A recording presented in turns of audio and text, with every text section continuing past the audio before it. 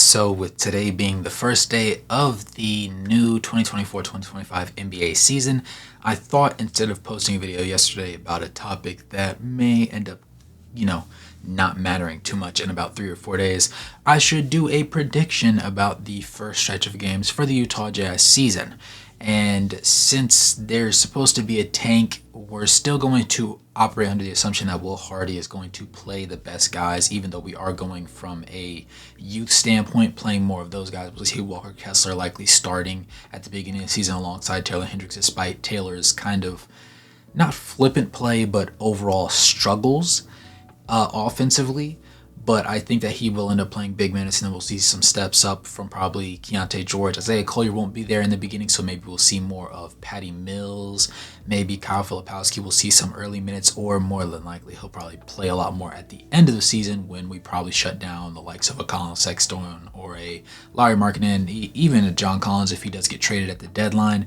But without any further ado, it's your boy Wraith Hoops. If you're new to the channel, go ahead and smash that like button, subscribe, and turn on post notifications. And without any further ado, let's go ahead and get into this one.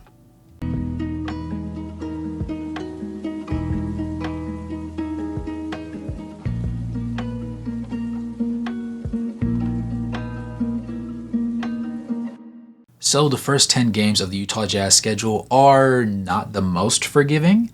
I guess that's a positive since this is the year where we seems to have a very set identity of wanting to tank. Like, we are objectively understanding that we are a young team. We want to be as mid as not even as mid as terrible as possible from a win-loss column while still playing meaningful games and not losing by 30 every night.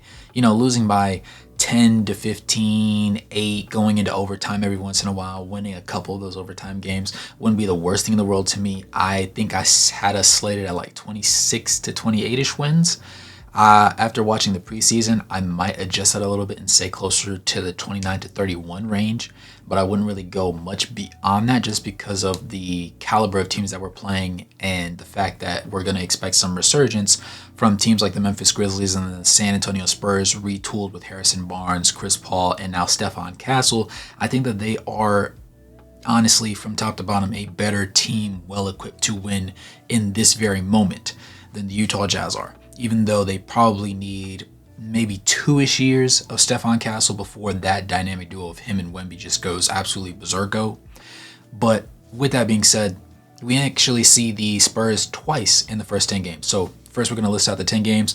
We have the Grizzlies, the first game of the season on Wednesday. We have the Golden State Warriors, then the Dallas Mavericks, then the Sacramento Kings, then the Spurs, and that one will be at home. Then we play Denver away, Chicago away, Milwaukee away, San Antonio away, and finish up with a home game against the Phoenix Suns in the first game of the Emirates NBA Cup for our, West Group B. So there's going to be some question marks after that, but for the most part, I think it's kind of cut and dry. For reference, out of the first 5 games that I mentioned, the only home game is going to be against the Dallas Mavericks. Then we start our road trip after we play against the Spurs for the first time, and we see the Denver Nuggets in Denver. So against the Memphis Grizzlies, retooled against them with obviously a healthy Ja Morant, I think that that's a pretty winnable game. I don't have the most faith in the Memphis Grizzlies, as everybody else says they're just going to resurge and be this phenomenal power that they were before. I don't think Zach Edey's to the caliber that Steven Adams even was back then, even though I think that he can potentially eclipse that this year, maybe. I don't think he's going to be there like first game of the season. So him and Walker Kessler matching up again will be very interesting to watch. I think that'll tell us a lot about how Walker Kessler's season will go as a whole, just from an aggressiveness standpoint and hitting his shots, rebounding well, that sort of thing. So I would say we actually probably get out of that one. And it's a home game. So I think 6 to 8 points we win. If we lost, would it be the craziest thing in the world to me? No. But there's no way we get blown out in this one. Against the Golden State Warriors at home, I still think that the Warriors have it. They ended up retooling. Yes, they lost Klay Thompson, but they ended up getting Buddy Hield. They didn't get much better in the offseason, but I do think Buddy Hield is objectively a better fit for where they are as a team now, and I'm expecting a step up from Jonathan Kuminga and Podziemski and the rest of those boys. So I would give the edge to them, and of course you can't just sit there and ignore Stephen Curry as if he's just going to go out and lose as many games as possible because he cannot afford to do that this season. Not that he could do that last season, but he definitely can't afford that because he has even ballparked the same level of help in some young guys that haven't really seen the peaks of the mountain. Can't count out Draymond Green either, so I would say we dropped that one. So that puts us at 1-1. Dallas on the road, that's a loss. I don't really think I need to explain why, but if you forgot, they ended up adding Klay Thompson. They did end up losing, I believe it was Derrick Jones Jr., but they retooled and added somebody else at that wing position. And I think overall adding Klay, even though he had a bad showing in the preseason, is going to help increase their shooting and in the ways that they need it to. And defensively, there wasn't much of a drop off there. You still have Kyrie, you still have Luka, you have second year Derek Lively, you have another year of Daniel Gafford, you have PJ Washington still. No brainer, right? 1 and 2.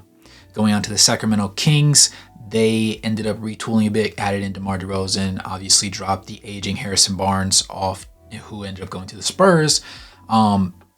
Sacramento, I think De'Aaron Fox and those boys are going to get the job done here. I do want to see how that game plays out for a Keontae George matchup specifically, because while I'm not the highest on Keontae's efficiency last season, obviously that's been my biggest gripe above him being forced to play the point guard role, how he shoots his shots and do they go in.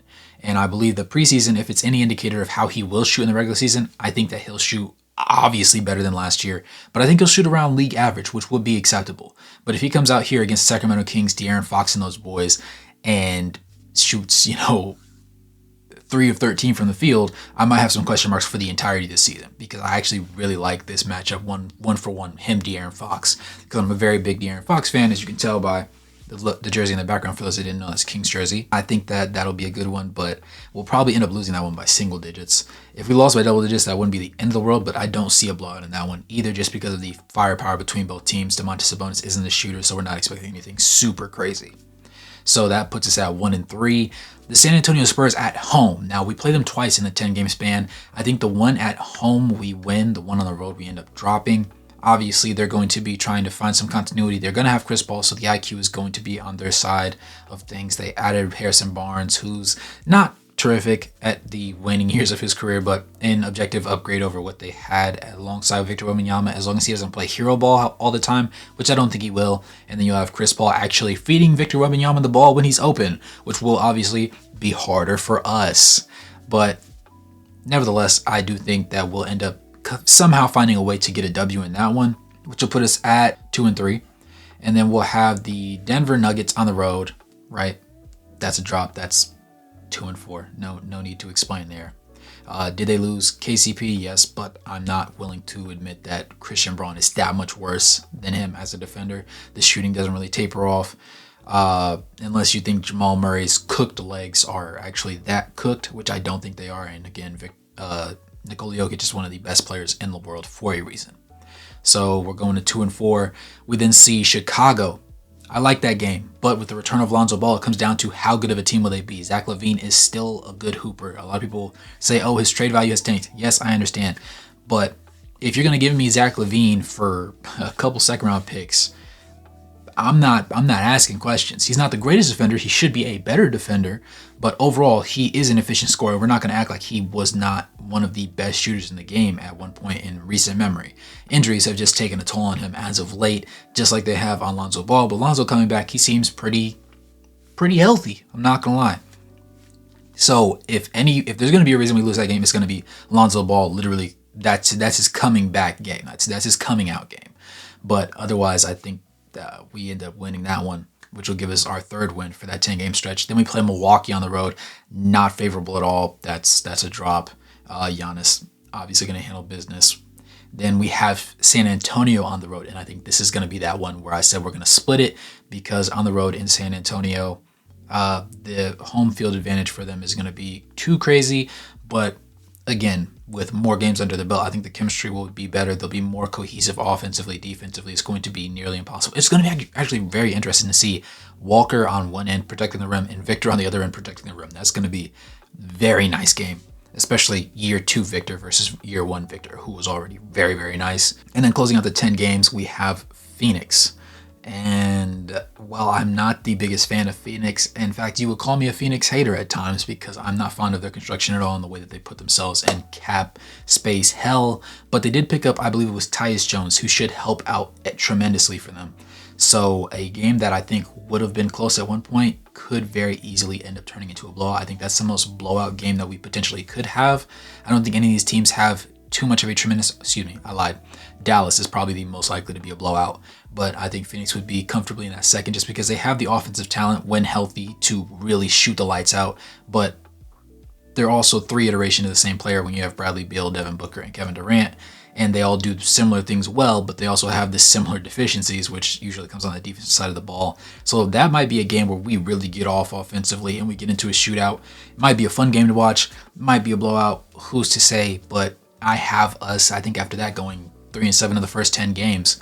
So you guys let me know what you think in the comments below. Is there any games where you think that we could swing another way? What is the high that you have on this one? I don't think we go, if I'm being generous, right? If I'm being generous and I say, even though we're tanking, Will Hardy rolls out the best lineups, we try and win every single game. Just to quickly run through, Grizzlies, we can take that. Golden State, we might could take that.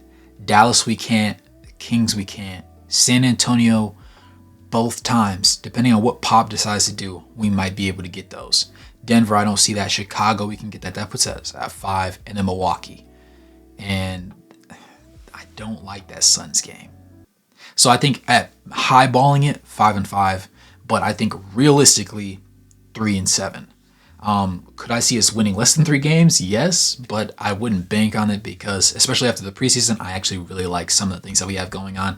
It's just about watching how things actually play out on the court and seeing who Walker Kessler is going to be, who Keontae George is going to be, and then how the, Cody Williams, when Isaiah Collier comes back, his injury is not too significant, but he will miss a couple games at the beginning of the season.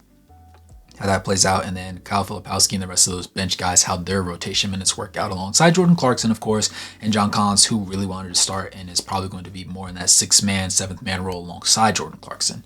But let me know what you guys think in the comments below. What is your high ball? What is your low ball? And what is your realistic expectation for the Utah Jazz in their first 10 games only, right? No season projections just yet.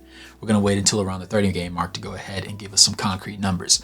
But with that being said, it's your boy Ray with Hoops. As always, go ahead and smash that like button, subscribe, turn on post notifications, become a member, or drop a donation to help support the content. And as always, good morning, good evening, and good night, no matter where you're in the globe watching. Thanks for tuning in, and I'll catch you guys in the next one.